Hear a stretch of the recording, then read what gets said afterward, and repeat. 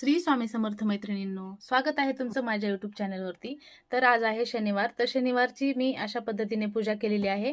तर तुम्ही इकडे बघू शकतात आणि इकडे मी स्वामीजींची पूजा केली आहे, माऊलींची. तर तीही अशा पद्धतीने केली आहे आणि अशी रांगोळी काढली आहे. तर आता मी तुम्हाला शनिमंत्र म्हणून दाखवत आहे आज शनिवार असल्या कारणाने.